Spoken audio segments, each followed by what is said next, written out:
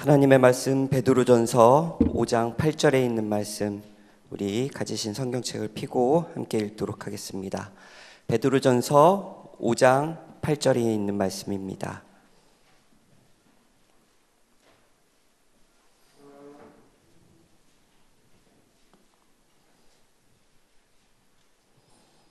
우리 다 함께 신약 성경 베드로전서 5장 8절에 있는 말씀 읽도록 하겠습니다. 시작. 근신하라 깨어라 너희 대적 마귀가 우는 사자같이 두루다니며 삼킬 자를 찾나니. 오늘 연말기도주의 첫째 날, 우리 회개하라 천국이 가까웠느니라, 우리 총 주제를 가지고 우리 첫째 날 말씀을 시작하려고 합니다. 인간은 자라면서 변화를 시작하죠. 특별히 어렸을 때부터 우리 어르신들이 될 때까지 끊임없이 성장하고 자라게 됩니다. 급격하게 변화하는 한 시점이 있는데, 그 시점을 바로 우리는 흔히들 뭐라고 부르냐면 사춘기라고 부릅니다. 정신적인 성장 변화뿐만 아니라 육체적인 변화까지도 이르러오는 이 사춘기. 예전에는 저희 때는 중학교 때 흔히 왔던 이 사춘기가 요즘은 많이 이게 아이들이 빨리 성숙해져서, 여학생 같은 경우는 빠른 친구는 4학년에, 그리고 좀 보통 친구들은 5학년 정도에 오고요. 남학생들은 조금 둔하기 때문에 6학년 정도에 옵니다. 이 친구가 이런 변화, 정서적으로, 정신적으로, 육체적으로 이런 변화가 왔다는 것을 무엇을 보면 알게 되냐면, 첫 번째는 말이 없어집니다. 교회나 학교에서 만나도 인사를 하지 않아요. 이 아이들이 변했다는 증거입니다.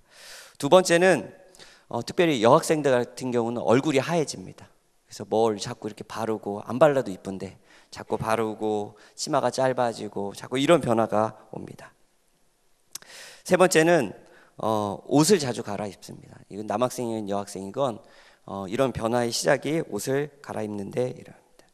이때부터가 시작이고요. 끊임없이 아주 오랜 기간 동안 이런 사춘기 기간을 겪게 되죠. 이런 변화의 시간이 거쳐야 이 아이들이 어른으로 성장하는 그런 시간을 갖게 됩니다.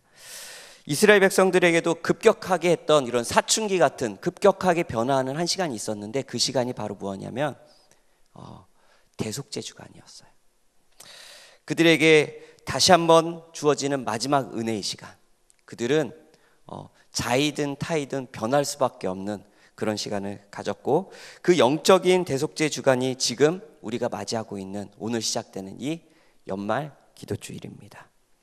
이 연말 기도주일 시작하는 이 시간에 이스라엘 백성들이 가졌던 그 마음, 대속죄일, 1년 동안 모든 지었던 그 죄사함을 받고 다시 한번 기쁨의 은혜를 누리는 그런 시간이 되기 위하여 2000년 전 예수님이 계셨던 그 갈릴리 바다로 우리 성도님들과 함께 가려고 합니다. 갈릴리 바닷가에 두 어부가 그물질을 하고 그 그물을 씻는 모습을 봅니다. 누가복음 5장 2절에 보면, 호숫가에 두 배가 있는 것을 보시니 어부들은 배에서 나와 그물을 씻는지라. 그들은 밤새 열심히 살았어요. 밤새 그물질을 열심히 했습니다. 그냥 한 것이 아니라 최선을 다했어요. 그들이 할 수 있는 노력을 다해 그물질을 했습니다. 그럼에도 불구하고 그들의 삶 가운데는, 그들의 배에는 얻은 것이 하나도 없는 그런 시간이었어요. 마치 1년을 다 보낸 우리들의 모습과 너무 비슷하지 않습니까? 한 해를 앞만 보며 무엇인가를 얻기 위해 열심히 달리던 우리의 모습과 너무 흡사하진 않습니까? 그러나 내 인생의 배를 뒤돌아보면 담겨져 있는 것이, 비어있는 우리의 배를 발견하게 되는 것입니다. 우리 젊은 친구들은 밤을 잘 새죠. 그렇지만 우리 어르신들은 절대로 밤을 못 새시죠.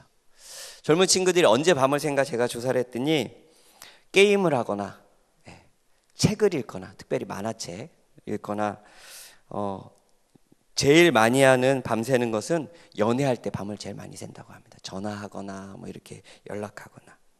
그런데 한 가지 공통점은, 그런 수많은 밤을 새다 할지라도 남는 것이 없을 때가 너무나 많이 있다는 것입니다. 그게 우리의 인생이라는 거예요. 2017년을 무엇인가 얻기 위해 노력을 했지만 사실 우리의 인생은, 우리의 배에는 언제나 비어있는 모습을 우리는 자주 발견할 수가 있는 것이죠. 시대 소망에는 이렇게 이야기합니다. 갈릴리 바다에 날이 새고 있었다. 수확 없는 수고의 밤으로 피곤하여진 제자들이 아직도 그들의 어선을 호수에 띄우고 있었다. 예수께서는 조용한 시간을 보내려고 물가로 오셨다. 잠시나마 쉬기를 원하셨다. 이 시간은 제자들도, 베드로도 자기 자신을 돌아보는 시간이었고, 예수님도 잠깐의 쉬기를 원하는 그런 시간이었습니다. 오늘 시작되는 이 연말 기도주일이 나를 돌아볼 수 있는, 그리고 우리 1년을 돌아볼 수 있는 그런 정결의 시간으로 구별하는 우리 모두 성도님들이 되시기를 간절히 바랍니다. 지치고 힘든 우리의 인생의 배에 하나님께서 은혜를 풍성히 채워주시기를 간절히 소망합니다. 그 베드로는 비어있는 배에 이렇게 예수님께서 다가오십니다. 예수께서 한 배에 오르시니 그 배는 시몬의 배라. 육지에서 조금 뛰기를 청하시고 앉으사 배에서 무리를 가르치시더니, 예수님께서 그 고생하고 낙담하고 있는 그 베드로 배에 올라타셨어요. 어쩌면 가장 낙담한 그 순간에 베드로는 예수님을 다시 만났습니다. 많은 사람들이 이것이 예수님을 처음 만난 사건으로 알고 있는데요, 사실은 6개월 전에 베드로는 이미 예수님을 알고 있었어요. 예수님을 만났어요. 그럼에도 불구하고 그 예수님은 그냥 좋은 분, 베드로에게 있어서 그 훌륭한 사람에 지나지 않았어요. 그 낙담한 순간에 예수님께서 베드로에게 와서 그 베드로의 배를 내가 타야겠다 이야기하십니다. 어쩌면 너무 창피한 순간이었죠. 축구 선수가 축구를 못하는 일과 똑같은 일이에요. 농구 선수가 농구를 못하는 일과 똑같은 일입니다. 어부가 고기를 못 잡는 그 순간에 예수님이 오셨다는 사실이죠. 그리고 내가 네 배를 써야겠다, 그렇게 이야기하십니다. 가장 낙담한 그 순간에 예수님이 다가와 그 배를 쓰겠다고 했을 때 그 배를 주는 일은 사실은 쉽지 않은 일이었어요. 밤새도록 일했고 이 베드로는 들어가 쉬어야 했습니다. 얼마나 어려웠을까요? 그때 그가 큰 결심을 하는데 그 배를 누구에게 드리냐면 예수님께 드리는 것입니다. 저를 한번 따라해 보실까요? 예수님이 타실 때 변화된다. 제가 다시 한번 질문 드리고 싶어요. 지난 2017년에 우리의 배에는, 아니요, 여러분의 배에는, 내 배에는 예수님이 계셨습니까? 한 해 동안 우리의 배에는 예수님이 계셨습니까?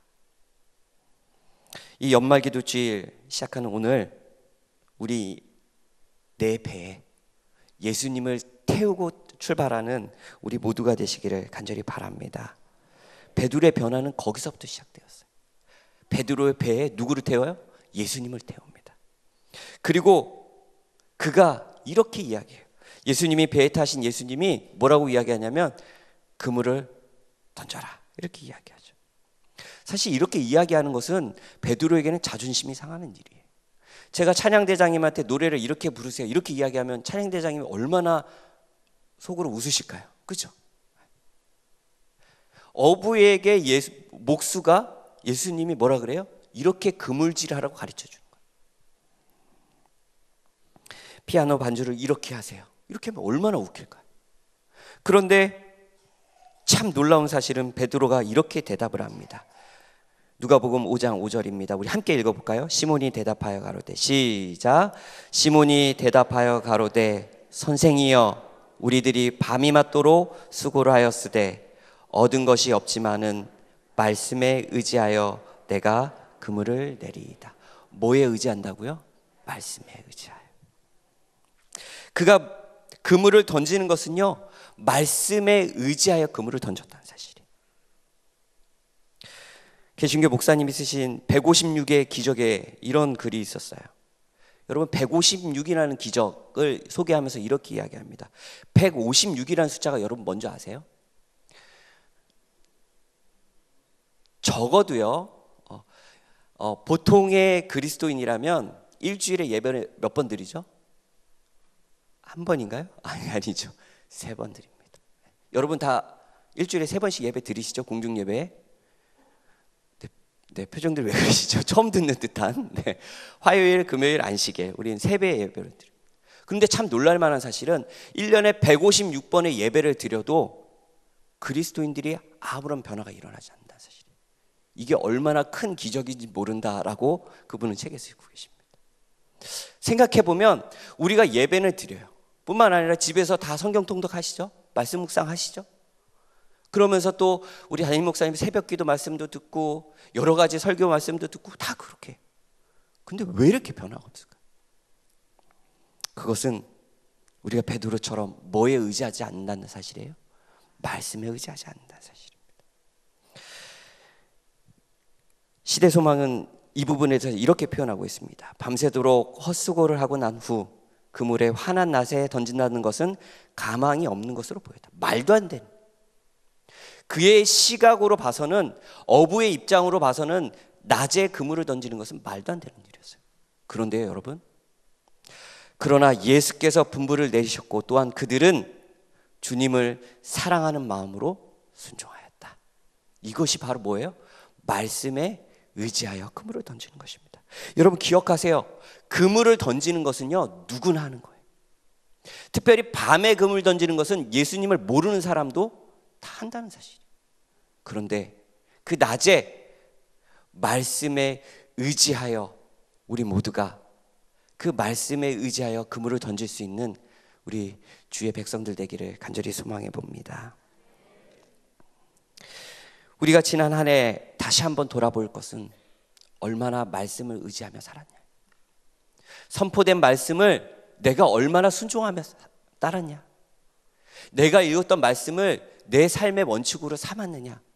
이 연말기도주일 시작하는 이 시간에 우리가 다시 한번 돌아보게 되기를 간절히 바랍니다.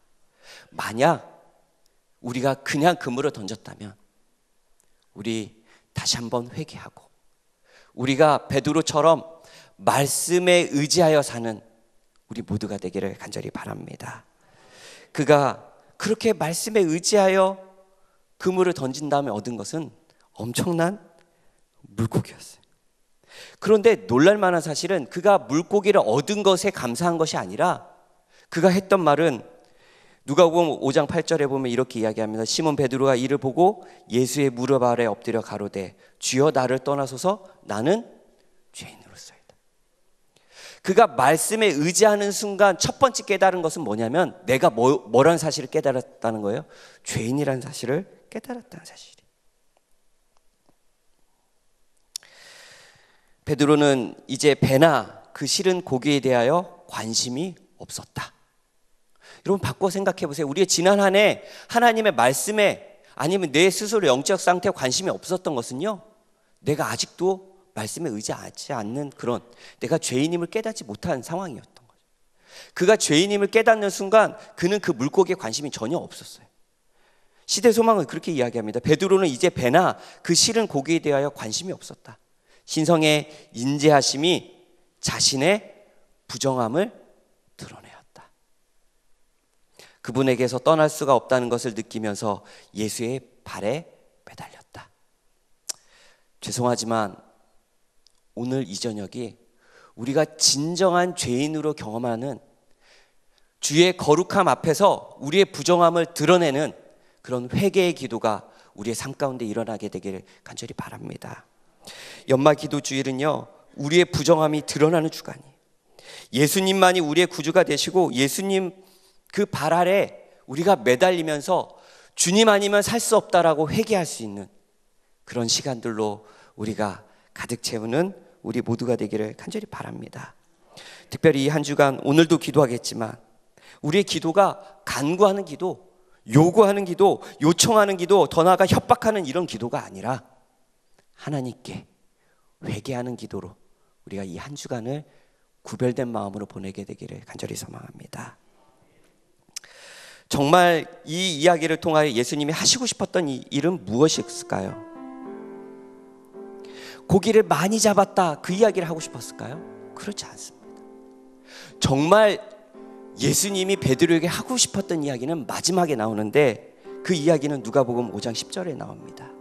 예수께서 시몬에게 일러 가라사대 무서워 말라 이제 후로는 내가 사람을 취하리라.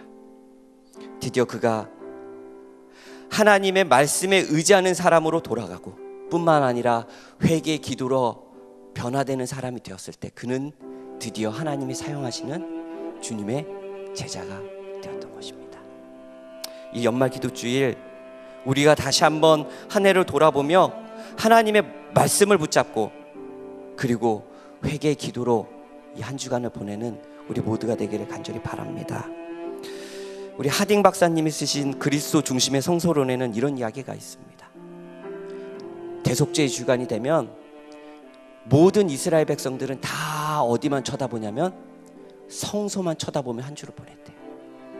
그러면서 하나님의 말씀을 바라보며 나의 허물을 발견하고 그리고 또 기도하며 또 기도하며 회개하는 시간으로 한 주를 보냈다는 사실이에요.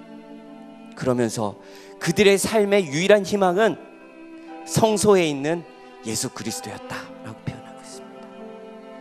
사랑하는 성도 여러분, 이 한 주간 우리 다시 한번 말씀을 세우는 한 주가 되길 바랍니다. 말씀이 원칙이 되어 우리의 자신을 돌아보고 그리고 회개의 기도로 하나님의 은혜를 경험하는 한 주 되기를 간절히 소망합니다. 시대 소망은 이렇게 이야기합니다. 영혼을 낙담하게 하는 것은 사단의 일이요 신앙과 소망으로 고무시키는 것은 그리스도의 일이다. 여러분, 우리에게는 예수 그리스도가 있습니다. 이 대속죄의 기간이 심판의 시간이라 고통의 시간이 아니라 예수님 때문에 우리가 말씀의 원칙을 세우고 다시 한번 회개의 기도를 통하여 죄가 완전히 소멸됨을 경험하는 기쁨의 시간, 은혜의 시간이 되는 우리 모두가 되기를 간절히 바라면서 오늘 말씀을 마치겠습니다.